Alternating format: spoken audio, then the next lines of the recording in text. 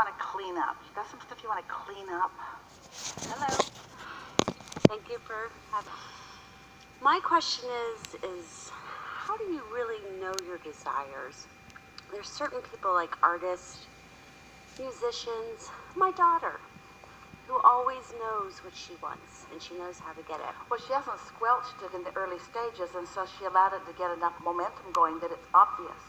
Sometimes the longer you live, the better job at squelching you have become, and so you can't really tell. But once you start reaching things of satisfaction, that awareness will come stronger and stronger. Momentum is the subject that you're talking about. So if a desire has a little bit of momentum, you might not notice it. The difference between satisfied and dissatisfied might be so slight that you don't even know you want it. But if you are cleaning that up and allowing that desire to grow, then it won't be long before you'll know. Well, this is the first time in my life I've been alone. A desire doesn't have to be strong in order to be satisfied. It's just that you all want the things that you want the most to be satisfied. You like that feeling of conquering. What I'm saying is I've always lived my life for other people. Well, For my that's children. I know. And I lost my 21-year-old son a year ago. We want to go back and touch on living your life for other people. There's a certain satisfaction in that because, as you just said, you weren't really clear about what you wanted, and your care about them is really in your vortex. And so if you are wanting to feel good, and part of your feeling good is them feeling good, that's all right. It's easy for that to come about. But you don't want to lose track of what you want. That's the whole point of this conversation. But what I'm saying, some people just know what they want. Well, and it's because they allowed it to get big enough that they know it. If somebody called you on the telephone and said, hello, you don't know me, I'm just calling to tell you I will never call you again, you would say, who cares? Mm-hmm. But if somebody you care about says that, then you feel differently, like your 21-year-old son. And so the way that you allow your desire to grow is by encouraging it, by thinking about it, by allowing it to gather more momentum, by not putting the brakes on with opposite thoughts. So that's what I'm just trying to do with my life now. Everybody has ideas of where I should go and what I should do and how to deal with this loss. And I've just been... Well, dealing with the loss, which is natural, puts the brakes on a whole lot of things. Because when you're focused upon something like that and feeling the discomfort of that, then you don't really let your natural desires continue to evolve. You sort of have to isolate the two. So that's what I've been doing is this recovery. And I do know But now... you see, but hear us. Recovery from what? It's like people say, I want freedom. Freedom from what? From the bondage I'm focused upon all the time. Recovery from what? The grief that I'm feeling. And so when you're recovering from something, you're pointed in the wrong direction, and every effort at recovery keeps you from moving toward what you want. And so what we want you to hear from us, and we know it's hard, but when you wake up or when you come out of meditation, for a split second, you're recovered. You're recovered. And if you don't go back and bring it forward, then you can stay in that better feeling place. Let's say something happened 20 years ago, and you thought about it 19 years ago, and 18 years ago, and 17 years ago, and 16 years ago. You talked about it yesterday and today. Then you kept updating it. You kept renewing it. So it continues to be a resistant factor in your alignment process.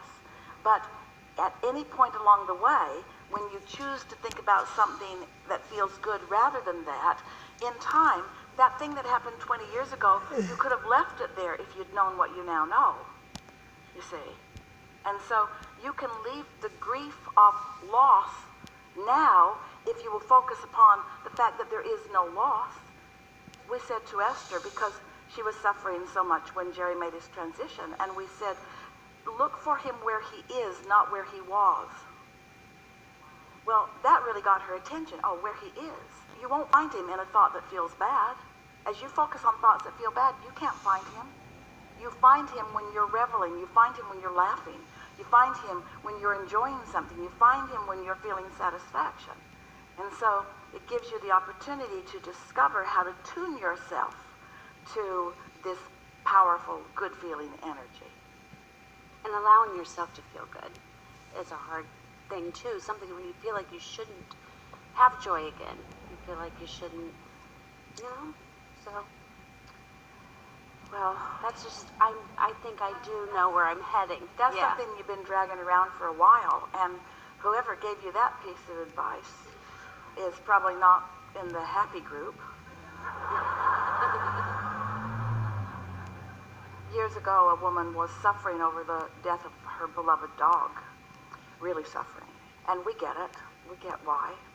The dog was pure positive energy and an object of her attention that caused her to feel good. It was easy for her to find satisfaction when she was with her dog. And so she was suffering. And she said, what should I do? And we said, well, if we were standing in your physical shoes, we would go get another dog today. And she said, and go through this again? And we said, well, what do you mean go through this again? You're going through this. So we said, so let's see if we're hearing you clearly. You're saying you don't want to find something to focus on that makes you feel better for fear that better thing will go away too and then you'll feel bad again. So rather than ever feel good and then bad, you choose to just keep feeling bad.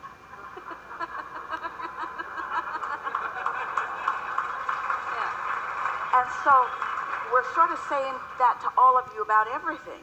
You could choose to feel better, but we know that what is feels dominant because you can see it and hear it and smell it and taste it and touch it, or you can't see it and hear it and smell it and taste it and touch it. In other words, you're translating your happiness based upon what's present in your physical reality. And once you get focused on thoughts turning to things, once you get a project going, once you allow yourself to focus again, then life force will flow through you. A lot of times when you are watching youngsters grow up or you're watching their enthusiasm for life, they serve as a catalyst for you to feel more excited or for you to feel better because their alignment is influential and contagious. And isn't it fun to be with someone who's laughing? Isn't it nice to be with someone who's having a good time? When someone holds you as their object of attention and they're all tuned in, tapped in, turned on, and they're communicating with you or interacting with you, of course it is life-giving to you. But if you depend upon that person or any person to be what gives you that life-giving feeling, they're always going to disappoint you because it's not their job to stay in constant alignment and shine on you. But it is what your inner being always does. So if you will rely less on fickle, unreliable humans, Esther was pretty mad at Jerry for cutting out on her early. In other words, I was happy when I was with you, and now you're not here, I'm not so happy, and I blame you. Mm-hmm. Well, she had to get over that. She had to find something else to focus on, and it took a little while. Every weekend, she would still come and do this, and she would have the relief of this life-giving energy. So she was in better shape than most because she at least knew how to find relief. We want you to find relief and to sustain relief and to understand that you're supposed to feel good. In what context would someone teach you that when someone dies, which means high probability you're going to know one, Yeah. that you're not supposed to keep living? Jesus said, let the dead bury the dead. And that's what he meant. Are you kidding me? That's what he meant. Are you kidding me? Are you kidding me? You're going to focus in a way that pinches yourself off from the life that is available to you. And the true irony in all of that is that those dead guys are more alive than any of you. That's the real irony in all of it, you see. Enough? Enough. Really Thank you. good. Yeah. Really good.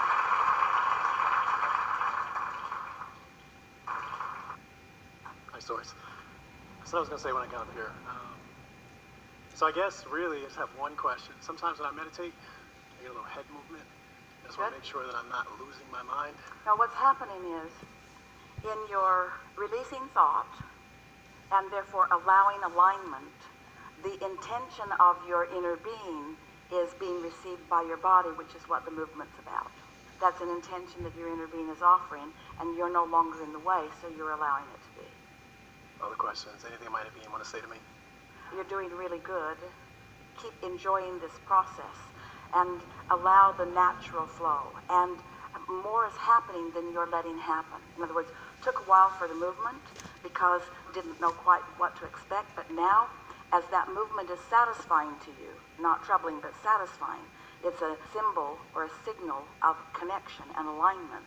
Just relax in that expectation and enjoy the flood of thoughts that's coming to you.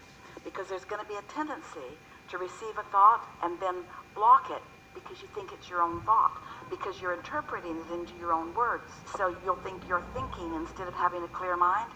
You're ready for those thoughts to flow, so just enjoy them.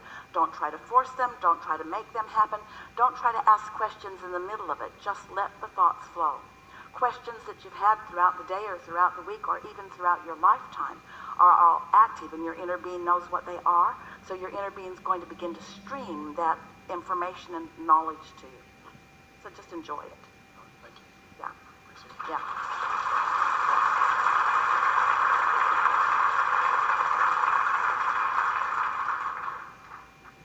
We've enjoyed this interaction immensely, more than words can convey to you, but maybe you felt it as it happened. Maybe you could feel the enthusiasm of your inner being as new insights sort of took hold in your own mind. One thing is certain, we know this for sure, that your point of attraction has shifted in the time that we've been here together. And things that you haven't been allowing will more easily flow into your experience. And this is the most important part. You are going to make the correlation between the vibrational shift that took place because we had this conversation together and what you are now allowing into your experience. More of those big things are going to be flowing in. More and more and more and more and more of them. We want to call your attention toward the cooperative components of the universe, toward the cooperative components of your desires.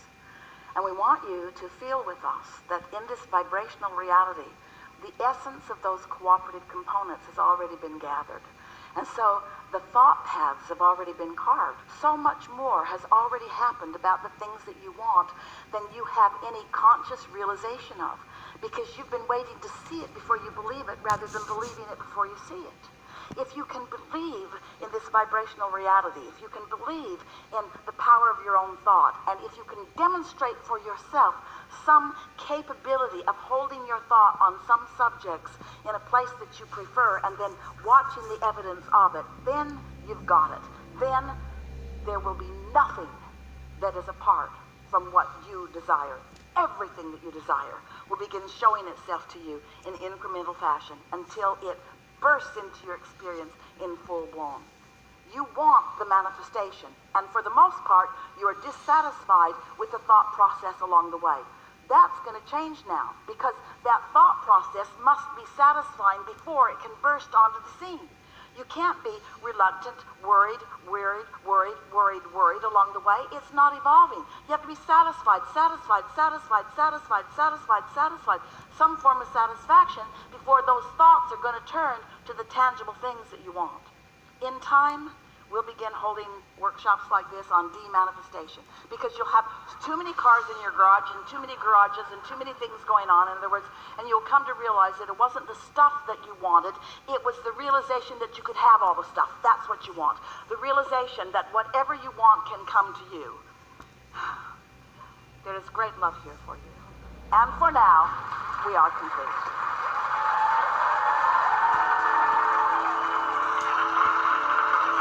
I liked it a lot. Thank you so much.